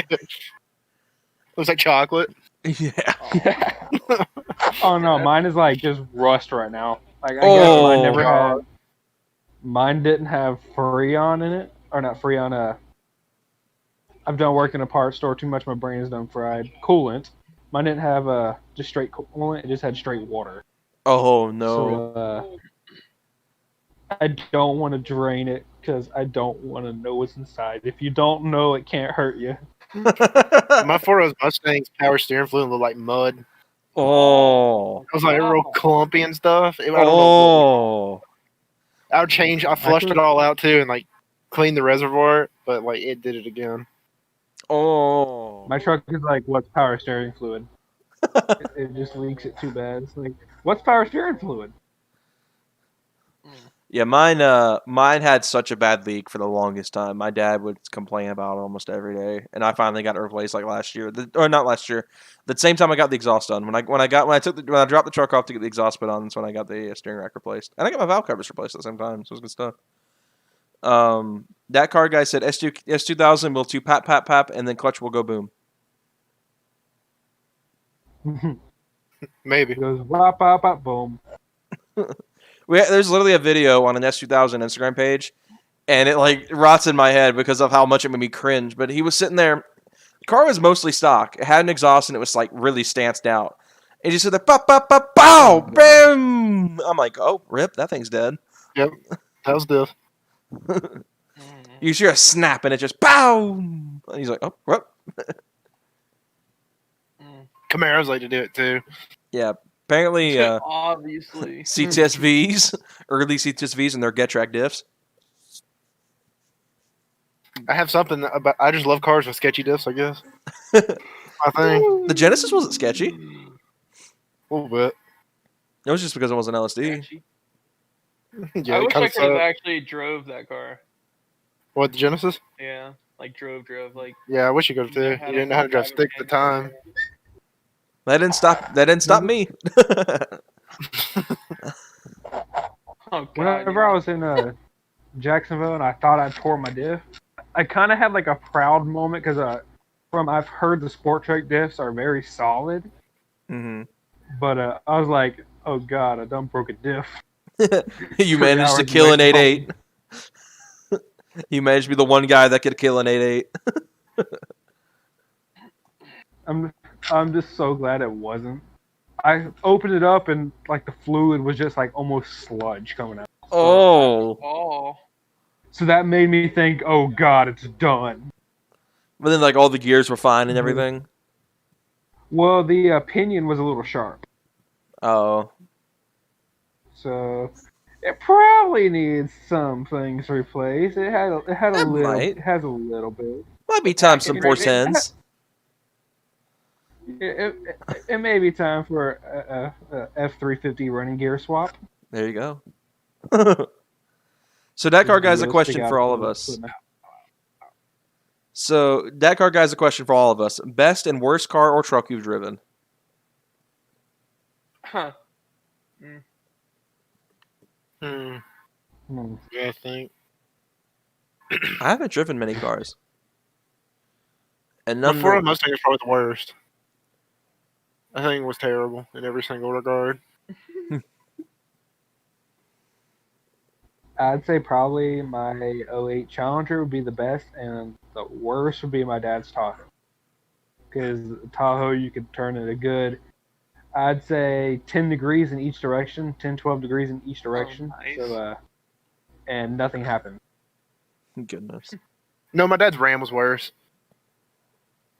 Going down the 100%. road at 50 miles an hour, you got a death wobble like there's no tomorrow, and it's a '98 Tahoe, Oh, so it shouldn't have that bad of death wobble. But the steering is literally, you can move it about 10 degrees in each direction and nothing happens. oh no. So you're sitting there, you're putting so much effort into trying to stay straight. People are by you like, why are you messing with the steering wheel so much? Just let it go. I'm like, all right, let it go. It just starts going off the ditch. Then just let the vehicle do its thing. It starts going off in the ditch. The wind blows. Oh, you're going to that lane now. Oh, the road's slightly a little bumpy there. Oh, we're going to the next county. Here we go. I think for me, the one that I didn't like the most, and it's not that I hated it, but I really did not enjoy the driving experience, was the Ram. I drove my grandfather's Ram 1500 around. My truck blew up last year. Blew the trans up. And I had very little fun driving that thing. Like, I was always stressed out because it is big. Like, it was my first time driving a full size, so I was not really expecting how large those trucks are, but they're huge. And in our little town where I was going to school at the time, it's a very cramped parking lot. So very thin, like very, very, very thin roads. So it's like I'm driving this truck on a road that's barely wide enough to be a 2-lane and trying to park in these really narrow spots. It was a nightmare. And getting out of the parking lots were crazy. The thing burnt oil like a mug, so I was constantly having to put oil in it the entire time I drove it around. The AC didn't work at all. Where mine's like halfway works, that one didn't work at all. One of the window regulators was shot because it's an early 2000s Mopar, and that's what they like to do. Transmission worked, which was solid. That's not very common in early 2000s Mopars. My dad's Rams didn't. The It had transmission. 1 and 2, and if you put it in D, it would just spin. Oh, Wouldn't do anything. oh no. That was like the only one I really didn't enjoy driving. I've driven, a handful of cars. I drove Michael's Taurus briefly. Around a parking lot. I drove Hayden's Genesis briefly around a parking lot. I've driven the S2K and the Speed 3 around, like in a little bit bigger area than both of the Taurus and the Genesis, and those were fine.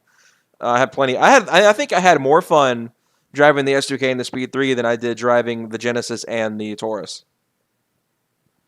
Granted, I was in a much smaller spot with the Taurus and the Genesis, but like the Speed 3 and the S2K were like really fun to drive. So I think best car, that's a toss up really between the Speed 3 and the S2K. You should let me. You should let me take the boost. What is it? The boost limit that I got in first and second, and then try it. Oh no, like take the boost limit off. Yeah. Oh no, it scared me that one time I drove Like it. a solid 16 and a half. That's what I'm consistently making now. Yeah. In first gear, yeah. Right now it's still is like spinning. Yeah, the last time you let me drive, I don't know if you had the boost limit on at the time, but I don't think I had any kind of boost in it because I was only making like 11 psi, right? Yeah. I just So recently bumped it up. So he was like, yeah, punch it in first gear, and I was like, okay, sure. I forgot how bad Speed 3's torque steer. So I get going. He's like, punch it. I'm like, okay, and I said, "Burp," and the wheel said, and like jerked all the way to the side. I was like, we're going into a tree. So I let out like really quick. It was like as soon as I noticed it, torque steer was like, whoa. So real quick, I'm gonna go back up. I loved it, but it scared me a little bit the first time. That's why I say that car's like really dramatic, and it makes it really fun. I'm gonna go back up here in a second to what Magnum said, but Dak Cargay said he's gonna make a long drive to the airport until next stream. See ya. Have a safe trip. Have fun. Magnum said that the worst car he drove was a Dodge Caliber and a Chevy Malibu. That's interesting. I've never driven. Chevy Malibu. Yeah, I've heard nothing but bad things about those cars. He said the best car he'd ever driven was the Grand Cherokee, a Magnum, and the Sierra, as well as a Suburban and an Impala. So he's driven a lot of pretty good stuff. For me, like I said, I have a question. Huh? I didn't mean to cut you off like that. Generally, my phone has a delay, so like I got about a 3-second delay when y'all can hear me. So, Yeah. Delay didn't work. Never mind. Continue. Sorry. No, you're good. For me, it's a toss-up between the S2K and the Speed 3. The S2K is like, precise and like driver's car, and the Speed 3 is just dramatic. That car will try to kill you. And the Charger, I've driven like the Charger briefly as well. I wouldn't say I've driven enough to really make it a solid opinion on it, but I think like it's scary fast. And you're not going to. Wow, you don't trust me? No, sir. Why not? Because you do 11s in your neighborhood. You told me to do that. You said punch it. I said, that's what happened.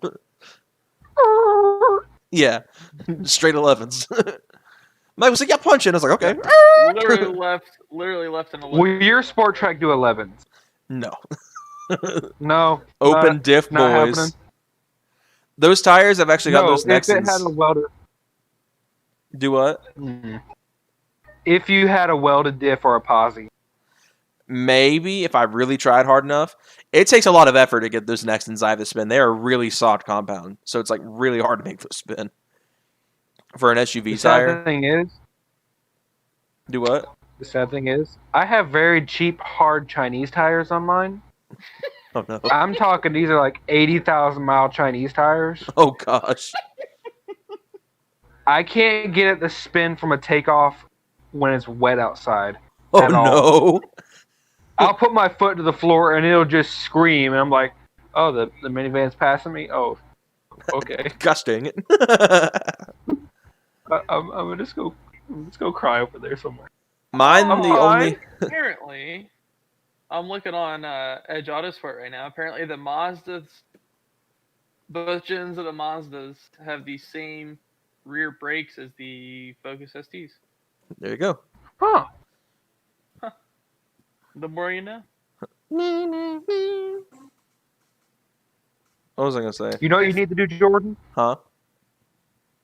You should try taking the tune off your truck just to see how much slower it is with all the mods, without the tune. That actually would be a pretty good video, actually. I never thought about that. Just to see how much a tuner makes a difference.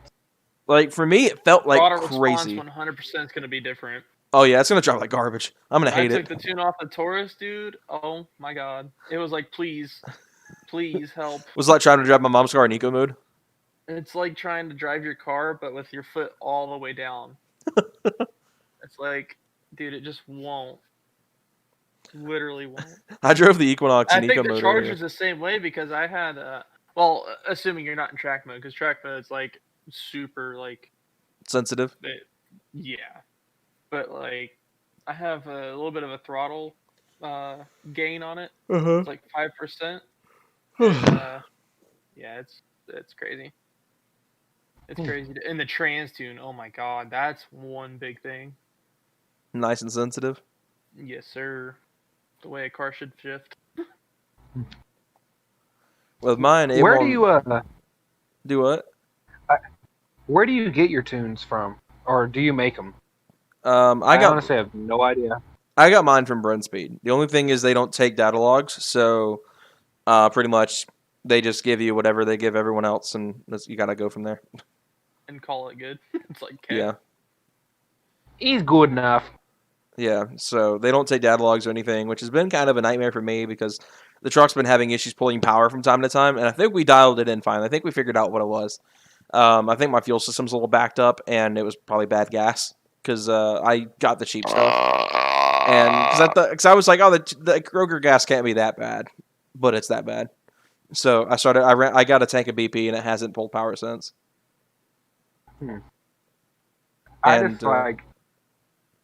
I don't want to invest like $400 or $500 in a tuner and then not have an idea of where to get a tune from.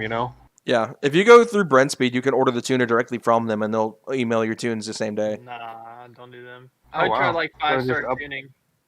Yeah, if you can get with 5-star, 5-star doesn't natively tune the Sport Track, but I'm sure if you talk to them, they might be able to work something out. So it ain't got no go-go juice. It's Yeah. real lacking in the ponies. Unleashed tuning is also very, very big in the Sport Track community. So if you can get with Unleashed tuning, that's like probably the best one to go with, unless you can get with 5-star. If you can get with 5-star, go with them. I heard more good things about 5-star than I have Unleashed. I've hardly heard anything about Unleashed. I just know they're big in the Sport Track community. A lot of people in Sport Track runs 5-star or not 5-star Unleashed. I just don't know if I want to put that big of money into a item like that unless actually no, I could probably because I eventually want to do a motor swap. Like I eventually want to put a 5.0 in it, out of like a 90s model Mustang GT. Yeah. Just because, I mean, it'll definitely fit. It wouldn't be that hard to do, etc. Yeah. And right off the bat, you're making more torque. You're making about the same horsepower, but way more torque. Yeah. And the potential for power is more and easier. Yeah. And really. let's face it, it won't sound like a pissed off Bumblebee. That's why I put my stock exhaust back on. Hey, and you said EBC is a good brand, right, for brakes? Yeah, really good. I really wish I would have went that route. That and some Hawk pads. Hawk pads, yeah. I heard the EBC pads are good too, though. The yellow stuff, I think, is real good for street. I'm back, sorry. Oh no, I didn't even hear any. You didn't catch any of that? No, sir. Yeah, that's good stuff. Okay. You looking at pads or rotors? Both. I want to get. I think I'm gonna do my calipers yellow. On the speed. Yeah. Nice. Probably both. Oh yeah, Charger that'd and look dope on the Charger. I wish I had the 6 pistons, dude. Those things are so fast. God, dude, I wish I just had like decent looking like brakes. You get some caliper covers? Oh. Ew, caliper covers. Why? I saw there was a EcoBoost Mustang at that meet that had them on. I was like, hell yeah. Jordan, you should get some caliper covers and make it like super big to fit the inside of your wheel. I know. Don't be hitting on my 20s. No, the whole thing. Fill it up. To get some big rotors. How much should the 20 wheels throw your speedometer off? If it's okay that I ask. That's some random question. About 4.5 miles an hour. That ain't bad. So I mean, it's pretty manageable. I've learned that 50 miles an hour is 46.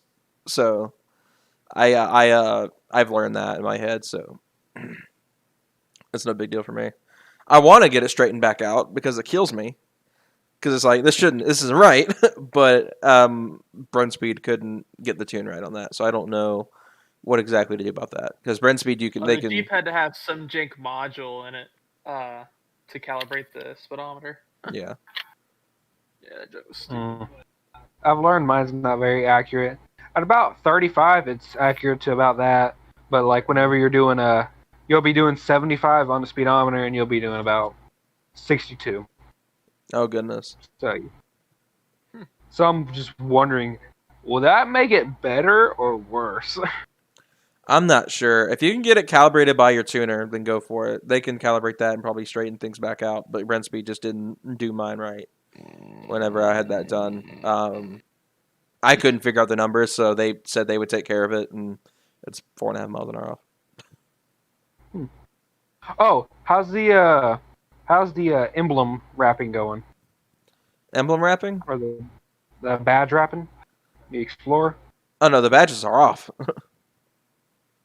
Oh, I thought you were getting them wrapped or something. No, we're getting the whole body wrapped. The whole body's gonna be wrapped eventually. Oh. So the whole thing's not even gonna be blue anymore. It's gonna be I about did it. I about did it. I about did it. I about ruins what I've been saving for You're gonna months. ruin the. I about ruined it. I about accidentally revealed the color on stream. That was almost bad. Don't worry, I'll type it in chat. No, chill, chill, I'll bro. say it. Bro, I'm gonna be mad. Do you hear my keyboard? Chill, dude. We have talked about in the past of making the wrap reveal kind of a stream exclusive thing, like a completely like unlisted stream. Like it literally will go like deleted off the face of the earth as soon as it ends. So I mean, we could do that maybe, because I mean, I guess at most we get 7 to 8 people who watch the streams. So I mean, if we could possibly do that, because it's only 7 or 8 people out of the ballpark estimate 200, 300 people that would watch the video of the reveal would see it. I am now very interested to see what you have planned. It's pretty sweet. It's the same color as the monster. Yeah, right. No, just kidding. But it's Jordan would literally definitely have been triggered if I told you the actual color because it's. yeah. I don't know. I'd be Here, I'll mad. post in the chat. Dude, chill. I swear. But literally, I've had the material for a few weeks now. It's sitting directly in my closet, like right off screen. If I had, nope, I'm not turning the camera. Turn the camera. Nope. It's not like you could see it anyway. I have it like pretty like deep back in there. It's like so much stuff is surrounding it. Not gonna do it. But I'm excited. I mean, we might do that eventually. Is like do like a wrap reveal stream where only people who get to see or in the stream get to see the color, and then it's wiped off the face of YouTube after that. And no what one will about get to see it. people who work really shitty hours and I don't might- really get to I might send you the wrap privately as long as you promise never to show anyone that watches the Oh, channel. of course. Well, they'll just see it in another video though. Yeah. So eventually when the wrap's done, we'll actually show everything off. Sport Track Coyote swap. I wish. Unfortunately, the Gen I 1 it wish wouldn't would fit. The Gen 1 it will not fit. Someone has managed it in a Gen 2. There is a Gen 2 Sport Track out there that is running a Coyote and an MT82. So it's I've out there for seen some. where they put it in the Gen 1, but they had to do so much to it. Oh, It's dude, like, it's got to be the entire frame's gonna be torn apart. It's a nightmare. yeah, they had to widen the frame. It was like at that point you're running custom suspension up front. Mm-hmm. Why not just do a frame off build? Yeah. Do something An like LS do something simple like a Windsor or an LS. Speaking of, Drake Guerrero asked LS3 swap question mark. Probably Yes. not for me, For the Honda. but oh gosh, that LS and the Honda would be terrifying. But they do there's several people that have done LS and Sport Tracks because they're very small motors, and them being kind of similar dimensions to the Windsor really helps. It's like literally the LS is the Windsor on steroids, just a Chevy engine versus a Ford engine. So the LS does fit. People have done it. It's a swap that's been done before. And let me check for this here. But like out of the V8, so it's really the only two that fit is the old Windsor 5.0 and the LS. Those are the ones that really fit without any like crazy substantial modifications. Well, the LS fits in anything. It's the Yeah. go-to engine for The LS pretty much literally- anybody who wants an engine swap. Yeah, the LS literally fits in everything. I've seen it in Hondas. I've literally you seen have it a in golf cart Civics. LS it. Yeah. Oh, you got a boat LS it. You got Yeah. a Golf GTI LS it. Hayden, have you ever? Oh, you got a Miata LS it. Yeah. I've literally saw a video recently of a guy who put an LS3 with a turbo in an RSX. I was like, gosh, okay. dang. Hayden, is Stop Tech any good? Isn't that what you got? No, it was a power stop. That's what I have. That's what my dad has too. My dad had power stop brakes on his Mustang. I got the cheap ones. I got the stock ones. Oh, mine are the. I think I did fork over a little bit extra for ceramic brakes. Yeah, I've got the Duralast. No, not Duralast. What is CarQuest? The CarQuest Golds that we sold when I worked at Advance. Those were what we sold. I got the ceramic pads. They really didn't do much of I anything. want My- those titanium. Oh, I couldn't tell a difference. Yeah. Oh it's no, I still- could tell the difference because I actually could stop, but you know. Like I bought the ceramics end lifts because up I off was the told ground. do what? Back end lifts up off the ground. I was told that the ceramic pads don't produce as much dust. They produce just as much dust. It's Mine literally don't. Oh just yeah. it was literally like the ones that they sell at like part stores. They're like, oh yeah, it doesn't make as much dust. I get that junk, and it's like, by the way, your wheels are gray now. Do you think I could get some Stop Tech rotors and some EBC pads? Yeah, for sure. Put a Yeah, they Lambo got, motor in the sport track. Wouldn't that be interesting? Imagine that, like a Huracan V10 in the sport track. That would be interesting. I think that'd be too big. I think that being a dual cam V10, it's like that's gonna be long, and it's gonna Oh be God, really dude, wide. this internet. That'd be interesting though. Huh. You would need to have literally just floating headlights to make it fit. But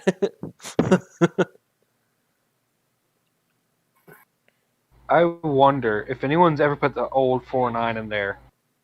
Not the V8 4.9, the inline 6 4.9. oh no, that engine. Oh no. Those things are bulletproof, but they suck. I mean, you want something that'll run forever. Yeah, go 4.9. You want something that's gonna sound good. Don't go with that. You want No. something that's gonna get good mileage. Don't do it. Don't do that You either. want something that makes more than 3 horsepower. Don't. You want it to run forever. Go 4.9. Yeah, that's like the only reason to get one. Donk out the sport track, LOLs. Billion. Oh God, don't. Imagine What he I've said? never Oh. someone Magnum said donk out the sport track, and it was like, yikes. You already did. Boy. You said knew that was coming. What I miss? Somebody told Jordan to do something he's already done. Oh yeah, right. Hey, don't feel bad. I seen one go through my town. It had 32s on it. Gosh dang. It was a stock height Oh two-wheel drive no. with 32s. Oh, I was no. Where's your where's your fender liner, dude? I love Look, lifted Camaros. And Dude, have you seen that one that's yes. in Hiram, the green Camaro? Oh yeah. It's like 40 feet tall. It has to be on like 86s or something. Oh, dude, it's so ugly. I think it's disturbingly weird. Oh, I hate it. I hate seeing that thing. You Drake- can Like, oh, a literally lay truck. down Never inside mind. the wheel. Hey, boy, shut the. Drake asked, "Are you thinking of putting any sort of unforced induction into the sport track?" At the moment, no. With how much money I would need to invest to get it prepared to run boost, because my truck's got 240,000 miles. The transmissions are made out of glass. It would cost me at least $6,000 to $8,000 just to get it prepped for boost.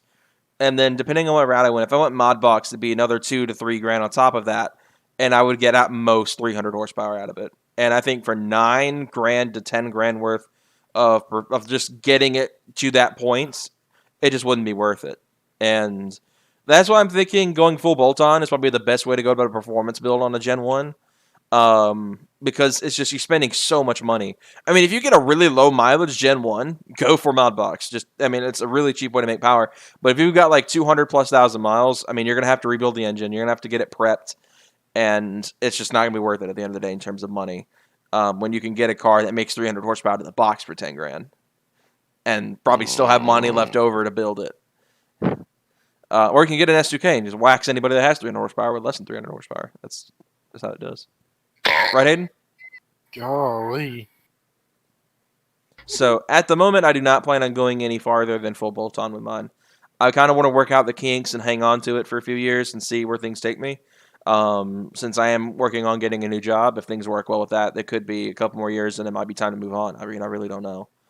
So we'll have to wait and see. But at the moment, I have zero intentions to boost it. I wanted to the longest time, but my main concern is the insane amount of money it would take to get to the point to where I could make 9 pounds of boost and barely make 300 horsepower, if even that. Yeah, but that's pretty good power, though. I mean, I think, yeah, I mean, in most That's what I'm cars, trying to make. but almost 4,000 pound car, 300 horsepower is still going to be slow. It'd be better. What you got? Yeah. Yeah, I mean, there's a reason the V6 Chargers And the get laughed at. sound. I mean, people buy exhaust and they don't really do anything, Yeah. honestly.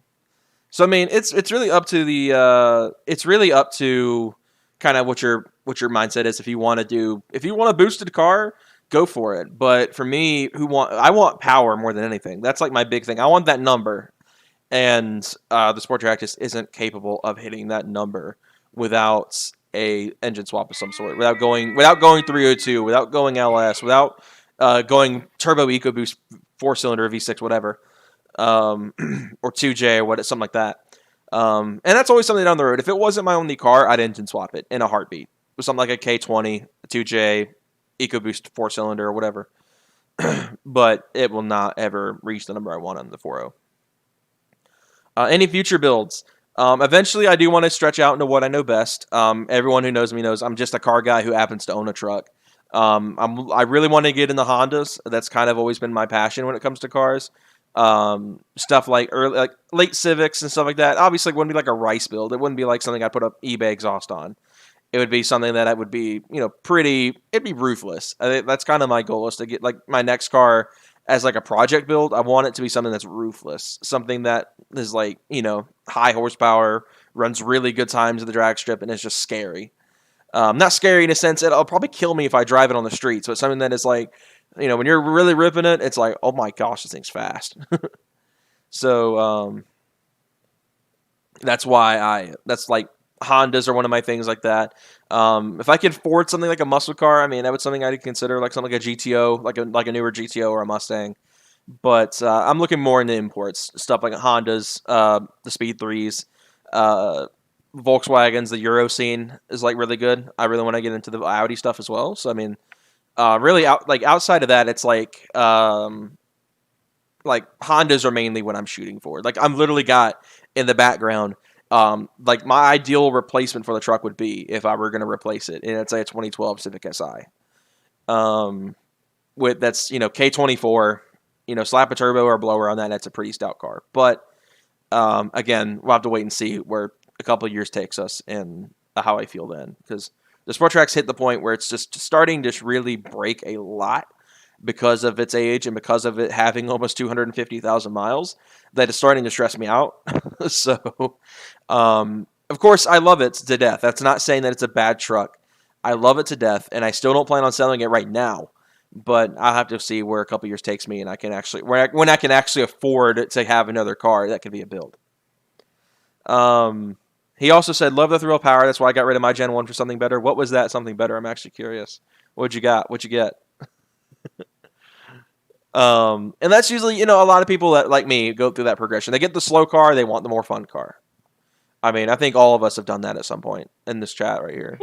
100%. That's why I got rid of my 4 Mustang. Yeah. Hayden had the 4.0. He hated how slow it was, and he got a Genesis, and it waxed it. Dude, it would destroy it.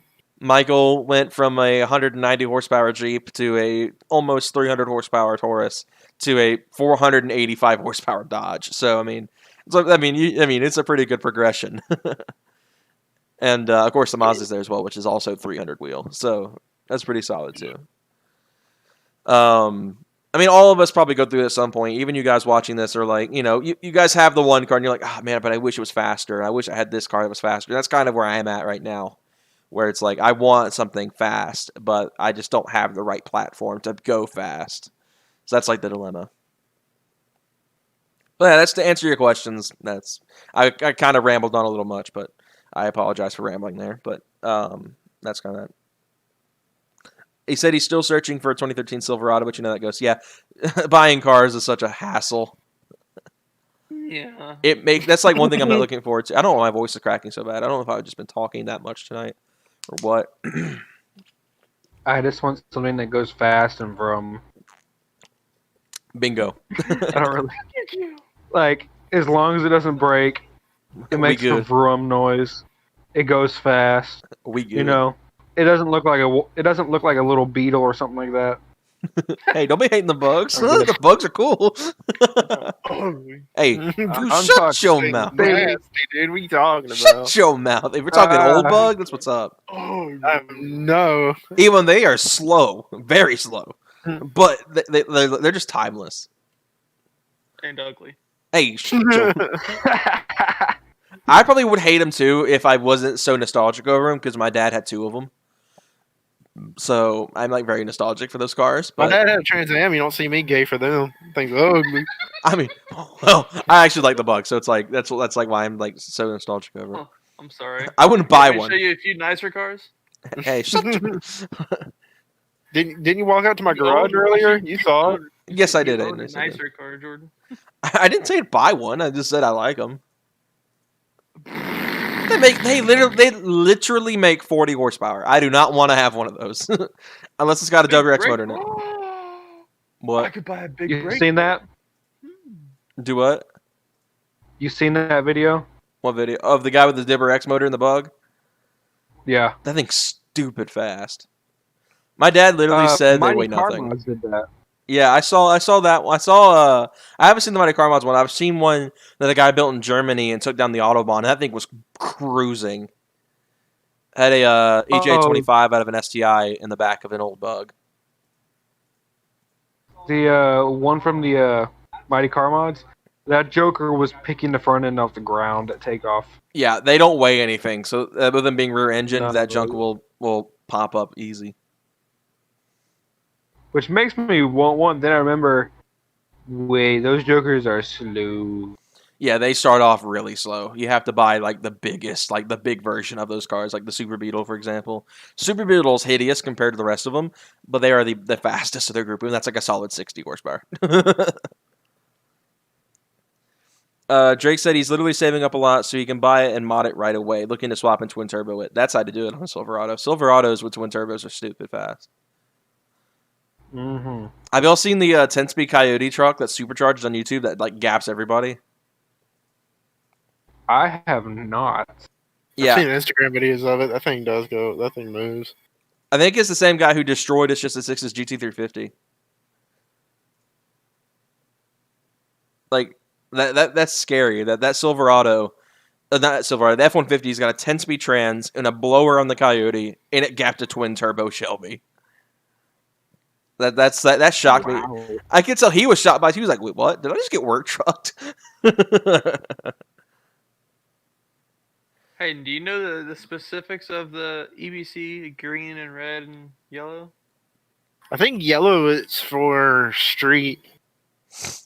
I think it's the red. I'm not 100% sure on this, but one of them I know is like race brakes, and you do not say squeak. Yeah, And the you'll have actual to, race like- brakes suck. You'll have I'm to gonna, like I'm gonna run assume them. the cheapest ones are the street ones.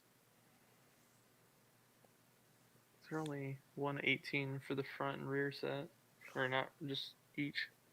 So we're about to crack the 2-hour mark, guys. Y'all anything you want to add? Or y'all about ready to shut things down? If so. Oh, Chance, go ahead and plug your Instagram real quick for everybody since you're on here. I don't know if I did this with Christian last week, but go ahead and plug yours. Like in the chat or something like that, or just On voice here. Just voice it. it? Chance_Brinkley02. Okay. And you're still using It's weird. the Chance XLT one, right? Yeah, but it's been hacked so many darn times. It's like, okay, today I'm following how many people? I'm following 1,471. Let me put it this way: I know about 30 people on that account, and that's about all I followed.